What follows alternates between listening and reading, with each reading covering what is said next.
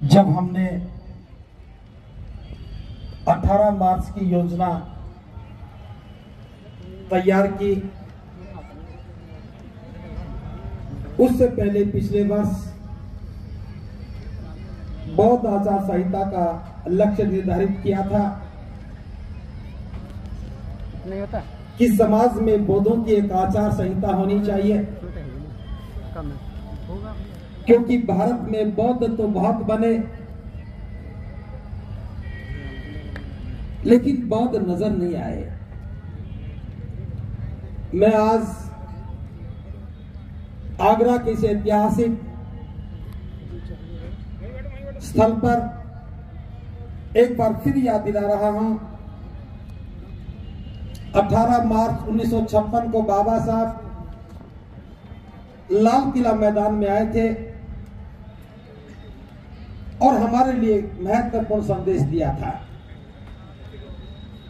जो उन्होंने काम किया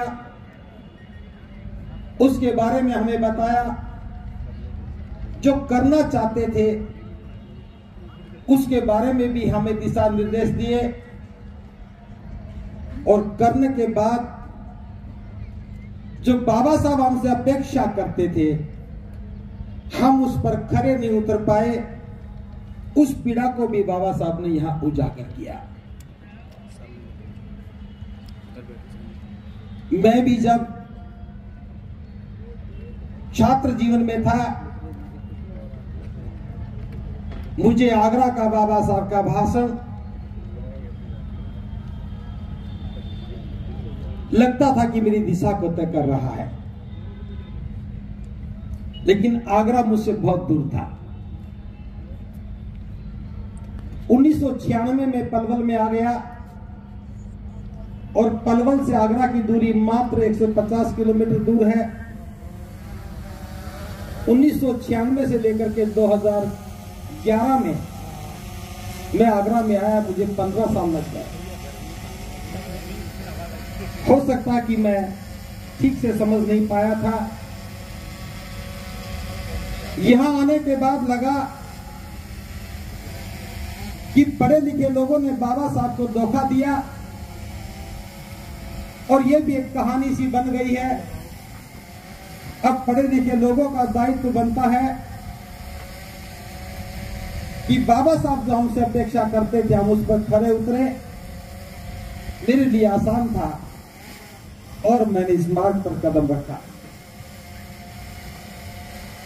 कदम तो रखा था लेकिन चुनौतियां बहुत सारी थी। मेरे जीवन का पहला विद्रोह बाबा साहब के अनुयायियों से ही था। मैं बाबा साहब का अनुयायी और मैं बाबा साहब के अनुयायियों से लड़ता रहा कि आप अंबेडकरवादी बन गए हो, बाबा साहब के अनुयायी नहीं बने हो। मंच पर तो बाबा साहब दिखते हैं और घर में जन्म होने से मृत्यु तक कोई भी संस्कार होता था तो हम बाबा साहब को भूल जाते थे। मंच पर तो 22 प्रतिज्ञाएं पढ़ने की जिद करते हो और घर में जब किसी की शादी का समय आए, घर में किसी की मृत्यु हो जाए तो 22 प्रतिज्ञाओं को हम फोल्ड करके खोलते भी नहीं है। मुझे लगा हम दिशाहीन हैं, इसलिए बाबा साहब का लिखा हुआ बुद्ध और उनका धम्म हमें मार्ग प्रशस्त करने लगा। लेकिन मैं देख रहा था कि लोगों का ध्यान बुद्ध उनके धम्म की ओर नहीं था। इसलिए आप सबके सहयोग से दुनिया का सबसे भारी धातु पर बनने वाला सबसे बड़ा धम्म ग्रंथ, जिसकी ऊंचाई 9.25 फीट थी और खोलने के बाद वो 11 फीट हो जाता था, लगभग 2 टन उसमें वजन था। स्टेनलेस स्टील की प्लेट पर उसे केमिकल इचिंग प्रोसेस से लिखा गया और वो जगह भी ये जीआईसी ग्राउंड था। लोग पूछते थे कि भंते जी इतनी बड़ी पुस्तक को कौन पढ़ेगा? तो मैंने बताया, जो आज फिर बता रहा हूं, इस पुस्तक को जब हजारों वर्षों के बाद दोबारा से कोई सभ्यता विकसित होगी, वो पढ़ेंगे। लेकिन जब तक ये पुस्तक रहेगी, हम सब लोगों को पढ़ने की प्रेरणा देती रहेगी। और उसके 1 साल के बाद ही 1.25 लाख लोगों ने, इससे जो दूसरा ग्राउंड है काफी बड़ा है, कोठी मीना बाजार में एक साथ बुद्ध और उनके धम्म ग्रंथ को पढ़ा, तो समझ में आया कि बुद्ध और उनके धम्म ग्रंथ के बिना हम बुद्ध के धम्म को नहीं समझ सकेंगे। और ये सिलसिला चलते चलते पिछले वर्ष तक आया। तो एक बात जो दिमाग में थी, बाबा साहब जिस तंबू के बंबू को खोज रहे थे, जो बुद्ध अलंकार जी ने भी बताया, बाबा साहब कह रहे थे, आगरा में आके कहा था, मैं बूढ़ा हो चला हूं, मेरी आंखें खोज रही है उस नौजवान को जो मेरे द्वारा बनाए गए तंबू का बंबू बन सके। मैं बूढ़ा हो चला हूं, शरीर जर्जर हो गया है, एक दिन मैं दुनिया से चला जाऊंगा, और जब मैं दुनिया से चला जाऊंगा तो तंबू मेरे सहारे खड़ा हो, कभी गिर ना जाए। मैं ढूंढ रहा हूं उस नौजवान को जो तंबू का बंबू बन जाए। बाबा साहब की आंखें तंबू के बंबू को खोज रही थी, और हम लोगों ने अपने अपने तंबू बना लिए, उसके बंबू बन गए। हमने अपने संगठनों को तंबू बना लिया, उसके अध्यक्ष बनकर के बंबू बन गए। जो लक्ष्य बाबा साहब ने तय किया था, हम उसको करना भूल गए। हम बौद्ध भी बने, नजर नहीं आए।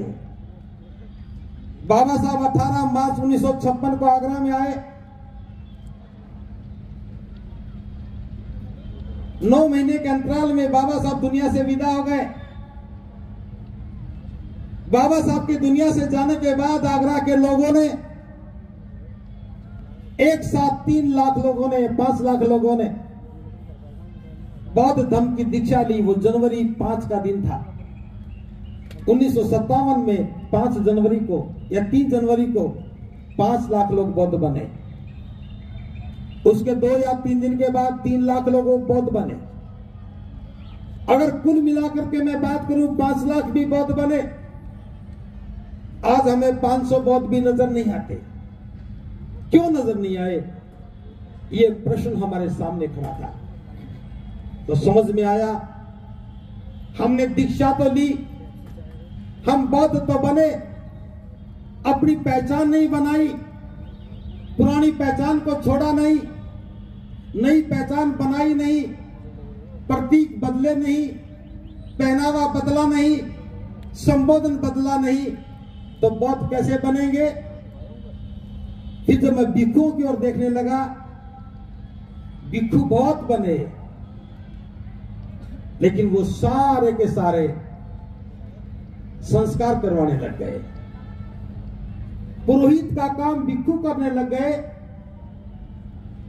किसी ने मांग में सिंदूर भरा तो किसी ने बिछिया पहनाने का काम भी किया। जो काम नहीं करना था वो भिक्षु करने लगे। एक एक को रोकना संभव नहीं था। जरूरत थी एक आचार संहिता की, और उस आचार संहिता पर काम करना शुरू किया। 15-16 जून को 2 दिन का जयपुर में एक कार्यक्रम रखा। पूरे देश के प्रतिनिधि आए, बौद्ध आचार संहिता को ड्राफ्टिंग को अंतिम रूप दिया, और 11 नवंबर 2024 को गौतम बुद्ध विश्वविद्यालय गौतम बुद्ध नगर में इस बौद्ध आचार संहिता का विमोचन किया। उस समय हम मात्र 2500 प्रतिनिधि बुला पाए, लेकिन 18 मार्च का कार्यक्रम सीमाओं से पार जाकर के होता है, तो हमने इस बार का धम्म कारवां आचार संहिता को समर्पित करने का निर्णय लिया। लेकिन निर्णय लेने के बाद एक परिस्थिति बदली। आदरणीय आकाश लामा जी, जो कि दार्जिलिंग के रहने वाले हैं, उनके नेतृत्व में भिक्षु प्रज्ञाशील महाथेरो जी और बहुत सारे भिक्षु मिलकर के ऑल इंडिया बुद्धिस्ट फोरम बना करके इस देश के एक बहुत ही महत्वपूर्ण विषय को अपने हाथ में लिया। और मैं थोड़े शब्दों में बता रहा हूं। हम बौद्ध होने की बात तो करते रहे, लेकिन हम बुद्ध की ओर नहीं देख पाए। जिस देश से चल करके श्रद्धेय भिक्षु पी शिवली जी हमारे बीच में बैठे हैं, इन्हीं के देश श्रीलंका से अनागारिक धम्मपाल 1891 में भारत में आए। वे बौद्ध नहीं थे, वे ईसाई परिवार से संबंधित थे। बुद्ध की विरासत को देख करके उनका हृदय द्रवित हो गया। जिस महाबोधि महाविहार को आज पूरी दुनिया से झुकाती है, वहां पूजा अर्चना हो रही थी। बुद्ध को कुछ और बता करके पूजा जा रहा था। पहली लड़ाई अनागारिक धम्मपाल ने अकेले लड़ी। 1892 में